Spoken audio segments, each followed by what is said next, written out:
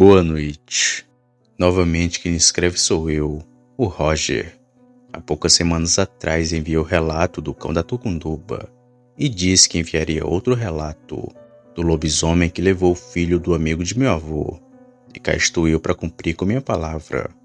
Bom, essa história me foi contada pelo meu falecido avô e também pelo amigo dele, que teve o filho levado por um lobisomem.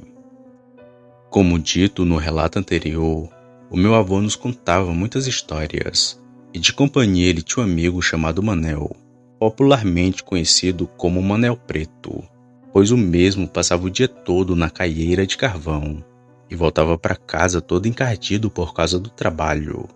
O Manel era muito amigo do meu avô, e quase todos os dias ia até a casa dele para ficar numa prosa até umas horas. E numa dessas idas ouvimos sua triste e macabra história, que me deixou sem dormir por noites. O Manel tinha 7 filhos, como dito por ele, eram 8, pois o caçula da família havia sido levado por uma criatura, que se foi com ele e nunca mais voltou. Ficamos bastante assustados só de ouvir aquilo, e então ele começou a falar. Eu me casei em 1932. Tinha 17 anos na época. A minha esposa Maria estava grávida do nosso primeiro filho. Com isso, arrumamos uma casa para as bandas do Madeira e ficamos morando por lá até aquilo acontecer conosco. A vida ia bem, apesar dos pesares que passávamos no meio do nada, mas ali a vida era boa para a gente. Após passar alguns anos, eu já plantava em uma vazante e criava alguns animais. Sem contar que já fazia carvão nessa época. E a gente já tinha os 8 filhos, sendo que o caçula tinha 7 meses e o mais velho 16. Era abril de 1948.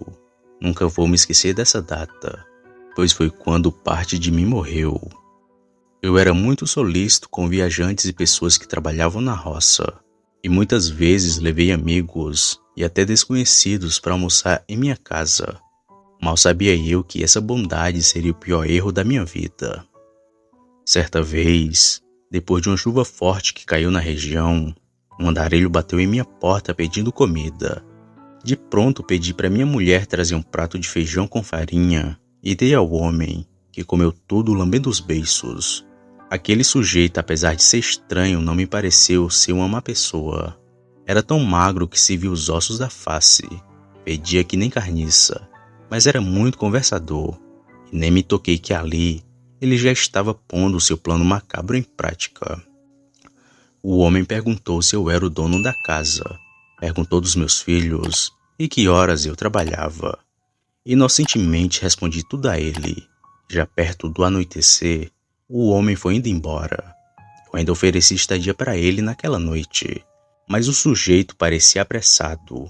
Pegou uma mão cheia de farinha e uma rapadura que dei, e saiu rumo da estrada de terra que tinha perto da minha casa. E nem dei tanta atenção assim, pois nada tinha me acontecido. Então o tempo foi se passando, e depois de uma semana, um dos meus meninos amanheceu doente. O menino estava esmurecido, com os olhos fundos, e sem comer e nem beber. Temendo pela vida dele, eu fui até um rezador que tinha na região, mas isso já era final de tarde. Nem me dei conta que minha esposa ia ficar sozinha com os nossos filhos. Mas ali, na hora da emoção, eu só peguei a carroça e saí.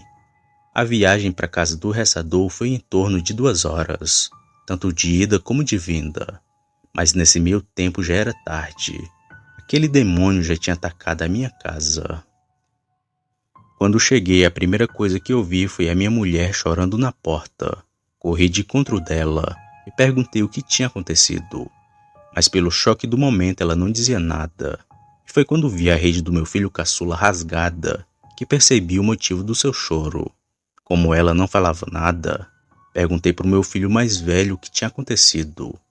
E ele disse que num descuido que ela deixou a janela aberta para entrar uma fresca, aquela aberração entrou e carregou o nosso filho, sem quase ninguém perceber.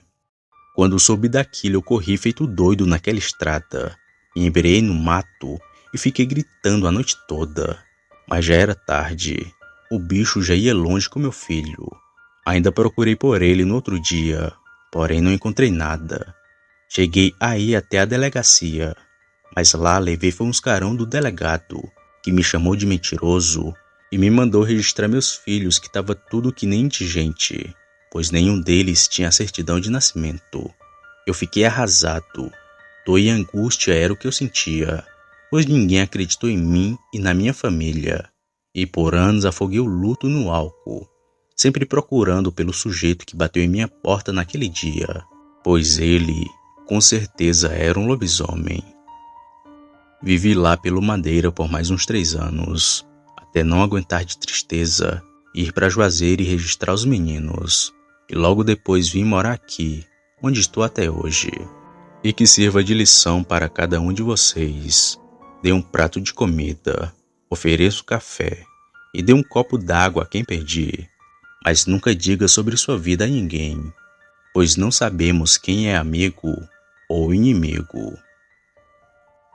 O seu Manel Preto se encheu de lágrimas quando contou esse caso, que apesar de não ter tantos detalhes de como foi, marcou muito em minha vida, pois de noite eu tinha um hábito de abrir a janela para entrar uma fresca, mas depois que eu vi aquela história, eu ficava com calor, mas nunca mais abri a minha janela.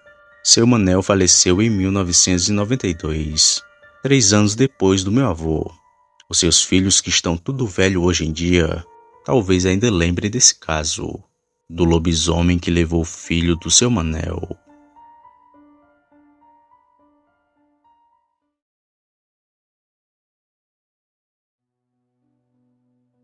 Boa noite. Eu me chamo André, moro em Lorena, que fica em São Paulo. Eu sou do tipo de pessoa cética, que mesmo todos me contando sobre algo, eu sempre digo, só acredito vendo. Mas esse meu jeito quase me custou a vida. Tudo aconteceu em 2006. Na época eu estava trabalhando como motorista de um ônibus escolar, e motorista escuta tudo quanto é de história. Mas teve uma que todo mundo estava comentando. Sempre tinha alguém contando um caos dessa lendária criatura, que é o lobisomem, que segundo algumas pessoas, estaria aparecendo aqui em Lorena. Mas eu, como cético, sempre falava que só acreditava vendo. E em meio a tantos relatos, muita gente mentia. Uns diziam ter visto um urso, outros diziam se tratar de uma pessoa fantasiada, que supostamente estaria assustando a população. Mas eu mesmo vi aquela coisa, e não era nada disso não. Foram 3 encontros que tive com aquele estranho ser, sendo o terceiro o pior de todos eles, e todos meus causos foram em minha própria casa, onde ela ficava de frente a um descampado, mas tinha umas 8 casas, pois minha rua era sem saída. E o meu primeiro encontro foi em uma noite de sábado. Lembro que eu estava assistindo a um filme na TV, quando comecei a ouvir algo como uma respiração cansada na rua. Eu então abaixei o volume da televisão e fui bem para perto da janela para ver o que era aquilo. E parecia ser gente, ou um animal bem grande. E como eu não acreditava em nada daquilo que o povo contava, voltei a assistir e ignorei aquilo tudo, pois poderia ser algum nóia da rua. Mas aquilo foi bem macabro. No outro dia, meus vizinhos disseram que um bicho havia corrido atrás de um rapaz, perto de um campo que tinha de frente à minha casa. Me perguntaram se via algo estranho. Eu sempre respondia que não, e que só acreditava vendo. Então o tempo foi se passando, e 2 noites depois, novamente aquele mesmo cansaço estava no pé da minha janela. Eu novamente baixei o volume da TV, e já enfurecido com aquilo tudo, resolvi abrir a minha janela. Mas antes de eu abrir aquilo que estava lá fora, percebeu eu dentro de casa abrindo a janela e saiu correndo. Assim que eu abri, só vi uma silhueta negra no campo de futebol, o mesmo onde o bicho teria corrido atrás do rapaz. Eu fiquei olhando para aquilo, que só depois foi sumindo em meio à escuridão. Só então que fechei a janela e voltei a assistir.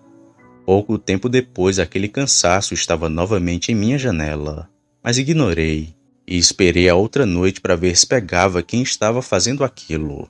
Foi então que resolvi armar uma para aquele engraçadinho que estava tentando me assustar. Eu esperei aquilo novamente aparecer outra noite para pôr meu plano em prática. Mas esse plano quase custou a minha vida. Foi na noite do dia seguinte que aquilo voltou. Eu estava assistindo TV como sempre fazia, e aquele cansaço novamente apareceu em minha porta.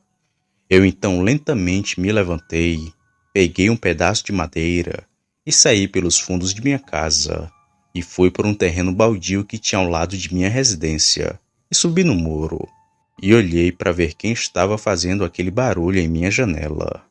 Foi quando eu tive a visão de um ser do inferno, uma coisa que eu não sei se estava com a cara quebrada ou se era a junção de um cachorro com gente. As pernas de trás eram bem maiores que os braços e pareciam estar quebradas. Aquilo era do tamanho de um bezerro novo, e se ficasse de pé, eu tenho a plena certeza que seria bem maior que eu. Sem contar que ele era coberto de pelos negros. Como aquilo não tinha me visto, eu fiquei ali parado por um tempo, vendo aquela fera cheirando a parede. Parecia que queria entrar em minha casa. Então lentamente fui descendo do muro e corri para os fundos de minha casa, e me tranquei e fiquei ouvindo aquele roncado em minha janela, que era sempre da mesma forma. E só depois de muito tempo aquele bicho saiu dali. O meu desespero foi total, pois agora eu sabia que lobisomens existem.